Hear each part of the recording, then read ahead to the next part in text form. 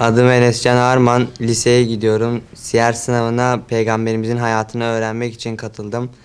Peygamberimizin hayatını öğrenmek İslam'ın bir tavsiyesidir. Onu her Müslüman öğrenmelidir. Bu siyer sınavı sayesinde 7'den 70'e herkes Peygamberimizin hayatını öğreniyor. Tabii bu sınavda böyle hediyeler de var, yani tablet, telefon, bilgisayar gibi. Ama bunun yanı sıra da Allah katında da bunun şeyleri var, sevabı var. Onun için yarışmaya katılmalıyız. Daha önce sınavlara katıldım, evet, yani çok uzun zamandır katılıyorum. Geçen seneki sınavda 2 yanlışım çıkmıştı, yani Peygamberimizin hayatını kitabı çok iyi okumuştum.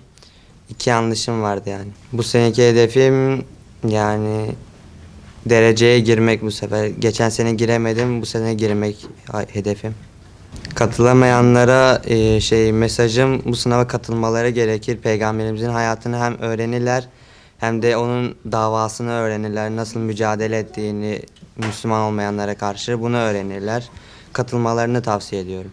Adım Eyüp, soyadım Aydın. 6. sınıf öğrencisiyim. Siyer yarışmasına katılma amacım siyer yarışmasında hem Peygamber Efendimiz sallallahu aleyhi ve sellem'le ilgili bilgimi geliştirmek hem de onun hayatında öğrenmek amacıyla katıldım. Kazanmak istediğim ödüller de siyer yarışmasında birinci olup bilgisayar ödülünü kazanmaktır. 15 tatillik kitap okuyarak siyer yarışmasına